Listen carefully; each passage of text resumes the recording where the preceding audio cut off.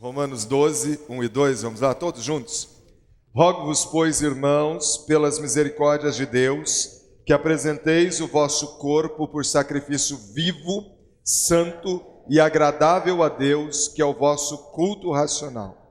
E não vos conformeis com este século, mas transformai-vos pela renovação da vossa mente, para que experimenteis qual seja a boa, agradável e perfeita vontade de Deus. Senhor, muito obrigado pela Tua palavra, pelo Teu ministrar nesses dias ao nosso coração.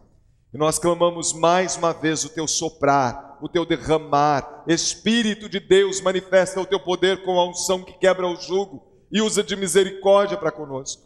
Senhor, nós estamos na dependência do Senhor e nós queremos a Tua palavra sendo revelada a nós agora aos nossos corações. Em nome de Jesus, desvenda os nossos olhos para que nós possamos contemplar as maravilhas da Tua lei. Senhor, quem sabe aquilo que outrora estivera oculto, truncado, de difícil compreensão, o Espírito de Deus venha nos iluminar para que nós possamos compreender o Teu projeto, o Teu propósito para as nossas vidas. Sopra sobre nós, Senhor. Usa de misericórdia mais uma vez, eu lhe peço. Em nome de Jesus. Amém e amém.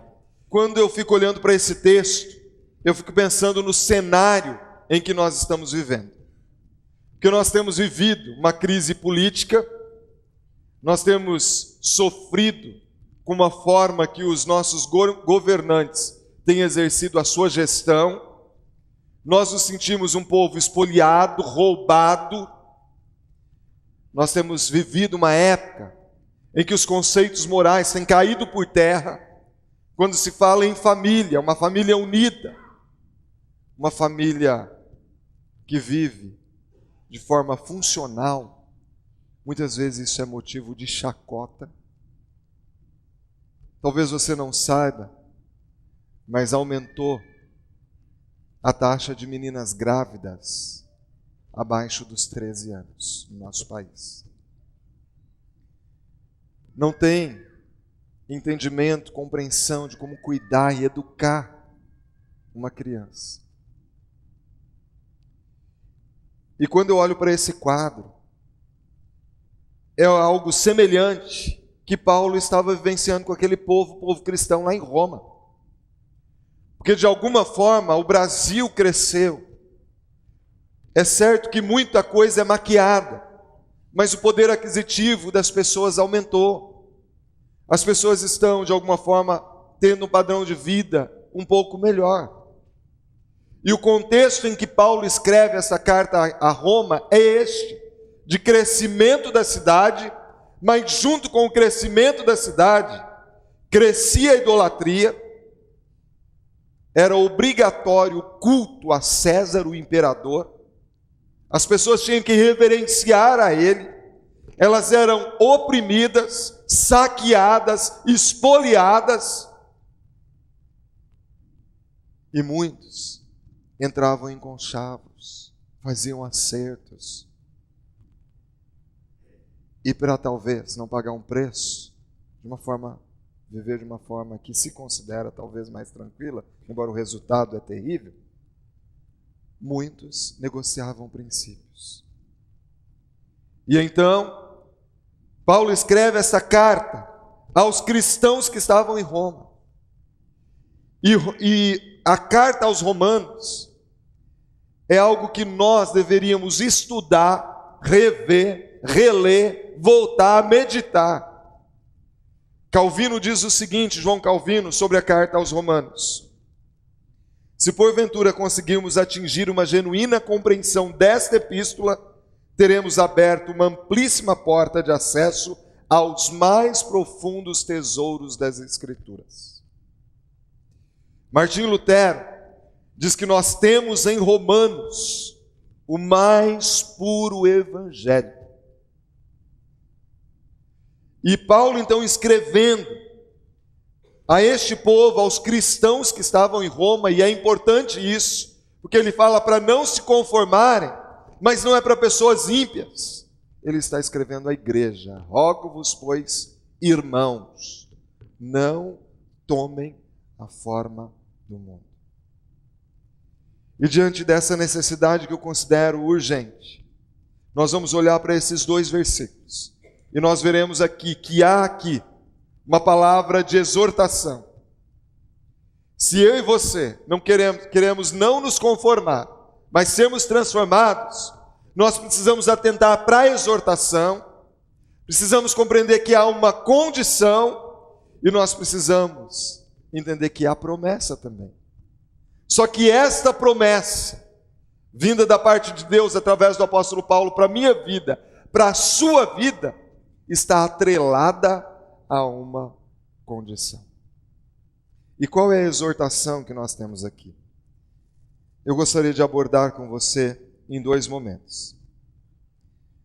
Porque embora seja no início desse primeiro versículo como se estivesse pedindo, talvez até implorando, de alguma forma é uma chamada de atenção para que eu e você possamos ter as nossas mentes transformadas, mas não apenas transformadas ao acaso, mas para que eu e você possamos experimentar qual é a vontade de Deus, que é boa, agradável e perfeita.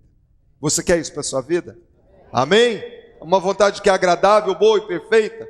Então preste atenção. E à medida que nós vamos caminhando nesse texto, veja onde você está aqui. O que precisa ser mudado na sua forma de pensar. E ele diz assim: rogo-os, pois, irmãos, pelas misericórdias de Deus. Ele fala assim: olha, preste atenção, nós temos um Deus que é infinito em misericórdia. Ou seja, Ele sempre dá oportunidade de mudança. Porque se Deus não fosse misericordioso, eu e você não estaríamos aqui. Lá em Lamentações, capítulo 3, a partir do versículo 21 em diante, nós podemos ver isso. O profeta Jeremias diz lá que as misericórdias do Senhor são a causa de nós não sermos consumidos. Elas se renovam todas as manhãs. Hoje de manhã, o Senhor já esteve renovando a seu favor, a meu favor, as misericórdias dele. E isso é tremendo, ter um Deus que é misericordioso. Porque se Deus fosse levar em consideração a miséria do meu coração, eu seria fulminado, destruído. Mas ele diz: olha, tomem sempre uma posição de mudança, ainda que tenha havido algum deslize na sua vida, pelas misericórdias de Deus. Deus é um Deus misericordioso, Ele está sempre pronto a reescrever a sua história, a te levantar, a fazer você olhar firmemente para o autor e consumador da sua fé, Jesus Cristo. E aí ele diz que apresenteis o vosso corpo como um sacrifício vivo, santo e agradável a Deus.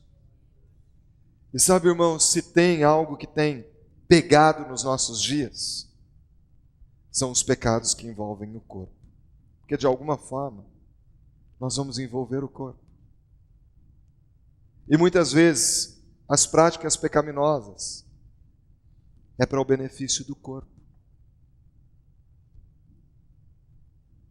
E ele diz: olha, ofereça o vosso corpo como um sacrifício vivo. Porque naquele contexto, o sacrifício que era levado ao sacerdote, ele era morto. Era o sangue que era levado pelo sumo sacerdote e apresentado diante de Deus como sinal de expiação do pecado daquela pessoa que levou o sacrifício. Mas ele diz: não precisa mais de sacrifício morto. Você recebeu a Jesus como Salvador, Ele já se fez sacrifício no seu lugar. Agora é o teu corpo que tem que ser oferecido em sacrifício vivo. Sabe por quê, irmãos e irmãs? Nós sentimos desejo. Estaria errado se nós não sentíssemos desejos. Porque Deus, por exemplo, na área sexual, que há tanto pecado, Deus nos fez seres sexuais. A questão é como eu tenho vivido, como eu tenho andado. É natural um homem se sentir atraído por uma mulher. E uma mulher por um homem. Mas o que é sacrifício? É porque eu sou casado, eu firmei uma aliança com uma mulher um dia. E porque eu quero adorar a Deus nas minhas atitudes, pode aparecer na minha frente a Miss Universo, que eu, por mais que eu me sinta atraído, eu preciso, eu devo, você deve se oferecer em sacrifício, pagar o preço. A Bíblia fala sobre sacrifício de louvor, para honrar o temor que eu tenho a Deus. Infelizmente, nos nossos dias, está faltando temor a Deus. Por isso, as pessoas têm negociado princípios. Se falta temor a Deus, eu vou aceitar a propina. Eu vou negociar princípios na vida de relacionamento sexual. Eu vou mentir, eu vou trapacear, porque esse é o maior valor da minha vida. O texto lido no dízimo hoje diz que onde está o meu tesouro, ali vai estar o meu coração. E se o meu maior valor são as coisas de Deus, mesmo que eu tenha menos dinheiro, mesmo que alguém faça piadinha, chacota comigo, ou eu passe até por bobo ou por tonto, o importante é que Deus pensa a meu respeito, a seu respeito. Lucas, no capítulo 14, versículo 33, a palavra de Deus diz assim: assim, pois, qualquer de vós que renuncia a tudo quanto tem, quem não renuncia a tudo quanto tem, não pode ser meu discípulo. Não pode ser meu discípulo. O próprio Jesus nos exortou, assim como Paulo dá essa palavra de exortação à igreja de Roma: ofereça o corpo de vocês como um sacrifício vivo, santo. Santo é separado, todo mundo faz, mas eu não faço. Isso é agradável a Deus, isso alegra o coração de Deus, isso é adoração a Deus, isso é o culto racional. Eu me sinto atraído, eu tenho desejo, mas o meu raciocínio, diz Jefferson, não é por aí, porque o Espírito de Deus que habita em mim, que habita em você, ensina todas as coisas e Ele revela. Ele diz, não é por aí. Ele diz, ofereça, mesmo que seja, é um sacrifício. Mas isso é agradável a Deus. É um culto com razão. É você refletir nos prejuízos de não adorar a Deus. E então ele nos exorta, Gálatas capítulo 5, versículo 24 e 25, diz assim: os que são de Cristo crucificaram a carne com as suas paixões, com as suas concupiscências. Concupiscência é desejo. E aí ele diz aqui, se vivemos em espírito, andemos também em espírito. Se eu tenho o Espírito Santo de Deus, Ele ministrou, eu obedeço, eu ouço. Se eu e você temos o Espírito Santo de Deus, vivemos no Espírito. Então, irmãos e irmãs, podem ter coisas que parecem muito atrativas, muito lucrativas, muito interessantes, mas o Espírito de Deus, Ele ministra, não é por aí. E porque eu tenho o Espírito de Deus, eu ando segundo a vontade dEle. 1 João capítulo 2, versículo 15, 17, diz assim: não ameis o mundo, nem o que há no mundo. Se alguém ama o mundo, o amor do Pai não está nele. O mundo não vai mudar há 2000 anos. O apóstolo Paulo já escreveu dentro de um contexto. Então o mundo jaz no maligno. Somos nós que temos que transformar e não nos amoldar ao mundo. O mundo está aí, com as suas paixões e com as suas concupiscências. Eu e você que não podemos tomar a forma daquilo que o mundo pensa e com a forma que ele age. Porque tudo que há no mundo, a concupiscência da carne, a concupiscência dos olhos com a internet, hoje está muito fácil, pornografia, quanto adultério virtual, quantos homens na internet se satisfazem sozinhos e fazem morrer o casamento. Mulheres que marcam encontro com um ex-namorado e acabam adulterando e cometendo torpeza. A concupiscência dos olhos. Eu quero o carro que fulano tem. Eu quero aquela casa. Eu quero a esposa. E aí começa a alimentar, né? Concupiscência dos olhos, soberba da vida, gente que quer ser mais do que todo mundo, que quer o poder. Irmãos e irmãs, nós precisamos de autoridade. E a Bíblia diz que nós devemos orar por aqueles que são investidos de autoridade. A questão é quando as pessoas querem poder aqui na terra e não querem o poder do céu, que é a promessa de Atos 1:8, e recebereis poder ao descer sobre vós o Espírito Santo. O Espírito Santo ensina, Ele guia, Ele dá as estratégias, Ele é Deus presente, Ele quebranta os corações, Ele transforma o coração de pedra em coração de carne. E quando eu olho para essas cartas escritas pelo apóstolo Paulo, o apóstolo Paulo é a maior evidência. Irmãos e irmãs, o apóstolo Paulo, as atitudes dele antes de Cristo eram atitudes psicopatas. Imagina, você lê sobre Paulo, a impressão que dá é que havia até um prazer em matar cristãos, perseguir cristãos. Mas o Evangelho muda, transforma. O Evangelho é poder de Deus. Então a exortação aqui é não conformar. No versículo 2 ele diz: ofereça então o seu corpo como sacrifício santo, agradável a Deus, que é o vosso culto racional, e não conformeis com este século, não tome a forma do mundo. E não tomar a forma do mundo é eu saber que o meu vocabulário tem que ser diferente do mundo.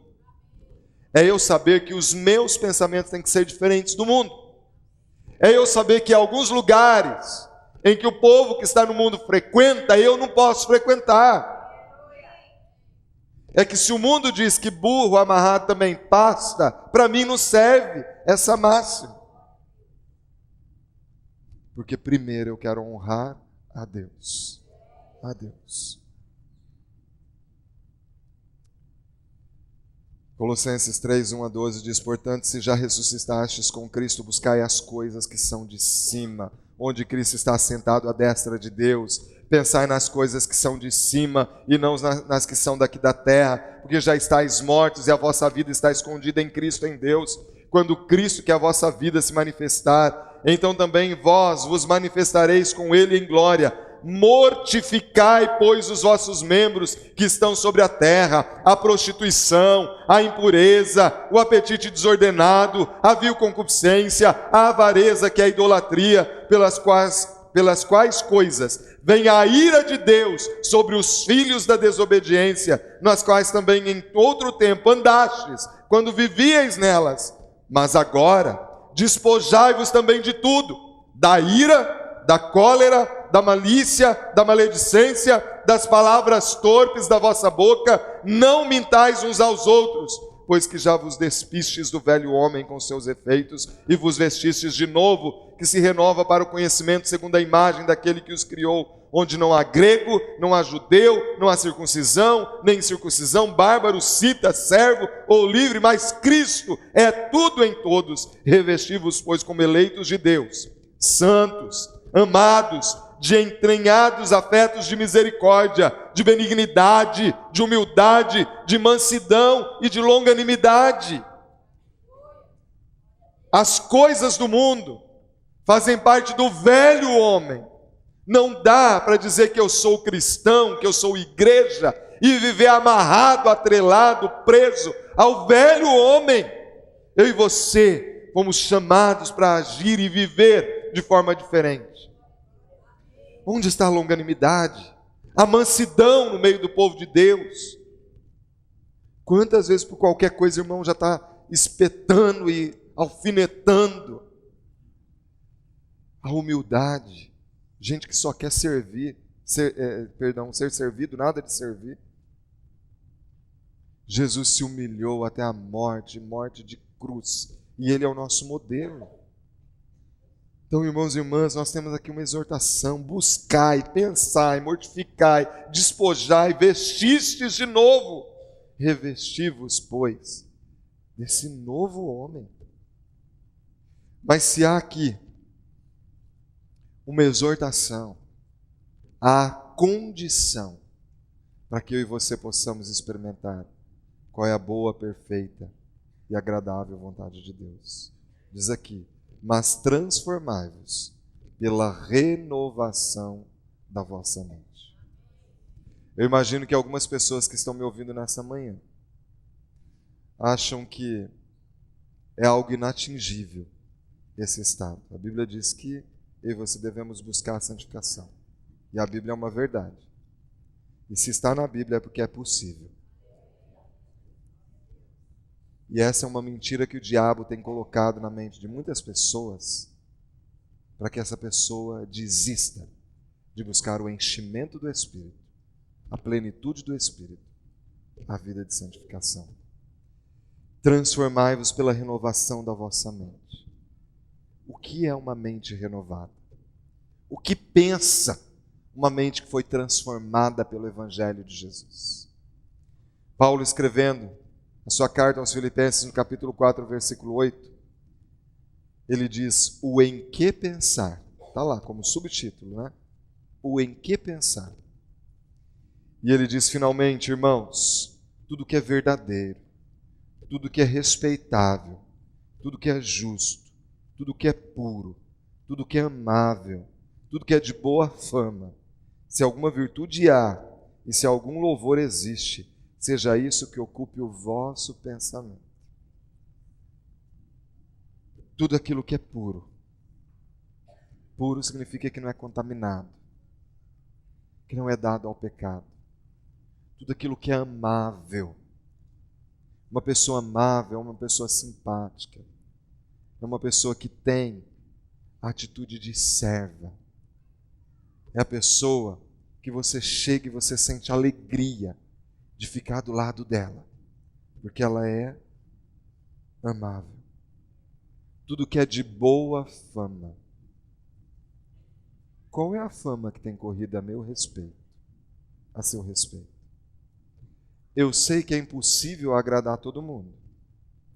As pesquisas aí sempre trabalham com uma margem de azedos, né? Então, acho que é 13 ou no máximo 15% aí de azedos vai ter em qualquer lugar. Então a gente nunca vai conseguir realmente agradar todo mundo. Mas todas as vezes que fizerem uma crítica a meu respeito, eu tenho que pensar, quem é esse crítico? Tem autoridade para falar? Procede ou é uma questão no campo pessoal? Quem é essa pessoa? Tem vida com Deus? Como as pessoas estão me vendo? Qual é a fama que tem corrido ao meu respeito? Porque de Jesus corria a boa fama. As multidões queriam estar onde Jesus estava, porque a boa fama dele corria. As pessoas eram curadas, endemoniados eram libertos. As multidões iam para ouvir a sua ministração, por causa das palavras de vida e de vida eterna. Meus irmãos, os nossos lábios têm que fluir a palavra de vida e de vida eterna. A boa fama do cristão tem que ser vista como Jesus. Por mais que teve gente que chamou de beberrão, de amigos de pecadores, mas em sua maioria corria a boa fama. A mente humana pode ser até hoje ainda um enigma, mesmo para os estudiosos. Mas o pecado, ele é concebido na mente. Por isso eu tenho que mudar a forma de pensar. Eu tenho que pensar de acordo com a palavra de Deus, não de acordo com os padrões que são colocados sobre a minha vida, e eu engulo aquilo como se aquilo fosse verdadeiro. Eu não tenho dado crédito à palavra de Deus. Mas se há aqui uma exortação, se há uma condição que é mudar a forma de pensar, há promessas para a minha vida e para a sua vida. Russell Shedd, escrevendo o livro Andai Nele, uma exposição bíblica de Colossenses, ele diz assim: quando todo o espaço das nossas mentes for preenchido até transbordar com o conhecimento da vontade do Senhor, já não teremos muito interesse em nos satisfazer egoisticamente e não fazer a nossa própria vontade, mas teremos a vontade de fazer aquela que é do Senhor. Quando os nossos pensamentos são mudados, nós não temos mais vontade de fazer a nossa vontade. E aí nós precisamos transformar o nosso entendimento. Nós precisamos pensar como Deus nos vê. E como que Deus nos vê? Deus vê a mim e a você como uma nova criatura, não como alguém que está na velha vida. E eu e você precisamos nos apropriar desta verdade, que eu e você somos uma nova criatura e viver de modo digno do Evangelho. Em 2 Coríntios capítulo 5, versículo 17, a palavra nos diz assim: assim que se alguém está em Cristo, nova criatura é. As coisas velhas já passaram, eis que tudo se fez novo. E se o inimigo das nossas almas tem te acusado, trazendo a lembrança de coisas do passado que você fez, aquele, aquela, são outras pessoas. Você é nova criatura, aproprie-se disso, para que você possa experimentar qual é a boa, agradável e perfeita vontade de Deus. As coisas velhas ficam para trás. Pecado confessado é pecado apagado, que o Senhor lança nas profundezas do mar, de onde ninguém pode retirar. Então por que muitas vezes eu e você temos dado crédito à acusação do diabo? Se somos nova criatura, vamos andar como novas criaturas. 1 Pedro capítulo 2, versículo 9 a 10, e o pastor Ed Liu, ele falou sobre isso aqui, falou sobre o versículo 5 e o versículo 9, diz assim, eu lerei o versículo 9 e 10, mas vós sois, quem tem Jesus, olha só, uma geração eleita, sacerdócio real, a nação santa, o povo adquirido, para que anuncieis as virtudes daquele que vos chamou das trevas para a sua maravilhosa luz. Vós, que em outro tempo nem erais povo, mas agora sois povo de Deus, que não tinhas alcançado misericórdia, mas agora alcançastes misericórdia. Sacerdote, irmãos, o que o sacerdote faz? Sacerdote leva o povo a Deus e Deus ao povo. Essa é a função sacerdotal. Isso significa que eu e você, como cristãos que somos, onde Deus tem nos colocado, nós temos essa responsabilidade, levar Deus ao povo. Onde eu e você formos, tem que estar ali a presença de Deus. Na presença de Deus, a plenitude de alegria, a júbilo, a celebração. A presença de Deus muda realidades. E eu e você devemos andar desse jeito. Como um povo que foi comprado, lavado no sangue do Cordeiro, e que não existe condenação. Romanos 8, nenhuma condenação há para quem está em Cristo Jesus. E muitas vezes o povo crente tem vivido cabisbaixo, se achando coitadinho. Não, nós temos que andar altaneiramente. Claro, não de forma egoísta, com soberba, com arrogância. Não, quem tem Jesus não vai andar desse jeito. Mas com convicção de quem nós somos em Cristo Jesus. Irmãos, a nossa pátria é celestial. Nós somos forasteiros nessa terra, nesse mundo. Por que nós vamos namorar nesse mundo se nossa nacionalidade não é daqui? Somos forasteiros aqui, terra estranha. 1 João 3,1 diz que nós somos filhos, nós não somos apenas servos. Filho tem direito à herança. Filho, ele é bem recebido na casa do Pai. Filho na casa do Pai tem banquete. 1 João 3,1 diz, vede que grande amor nos tem concedido o Pai, a ponto de sermos chamados filhos de Deus, e de fato somos filhos de Deus. Por essa razão o mundo não nos conhece, porque não conheceu a Ele mesmo. Ou seja, os nossos princípios o mundo não vai concordar mesmo, gente. O mundo não conhece. Filho, ele é parecido com o Pai. O caráter do Pai é visto na vida do Filho, que ele transmite esse caráter. Mas nós somos também templos do Espírito Santo. 1 Coríntios 6,19 diz, ou não sabeis que o vosso corpo é templo do Espírito Santo, que habita em vós, proveniente de Deus, e que não sois de vós mesmos? O que eu vou fazer com o templo do Espírito Santo?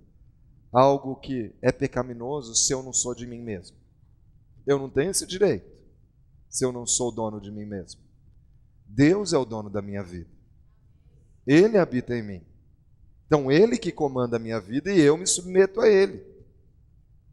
E aí, como resultado, eu experimento uma vontade que é boa, agradável e perfeita. E por fim, Efésios 1,4. como também nos elegeu nele antes da fundação do mundo para que fôssemos santos e irrepreensíveis perante ele em amor. Eu e você fomos chamados para ser santos. Significa que a nossa vida é uma vida separada para Deus, mas que ele também nos vê dessa forma, como a menina dos seus olhos. Mexeu comigo e com você, mexeu com o próprio Deus. É assim que a Bíblia diz, que quem se levanta contra o ungido do Senhor, toca na menina dos próprios olhos. Deus tem para mim e para você uma vontade que nem sempre é aquela que nós imaginamos e que muitas vezes nem nós queremos, mas que o resultado é sempre bom, agradável e perfeito. Há uma palavra de exortação, há uma condição, e essa condição, ela nos leva a uma promessa, a experimentarmos a promessa de Deus. E não dá para inverter a ordem. Primeiro nós nos submetemos, como resultado experimentamos a vontade do Senhor, boa, agradável e perfeita. Vamos nos colocar em pé? Feche agora os seus olhos e pense em tudo que nós falamos. Senhor, manifesta o teu poder, Senhor. Sela no céu o que aconteceu aqui na terra e glorifica o teu nome nas nossas vidas. Em nome de Jesus. Amém e amém.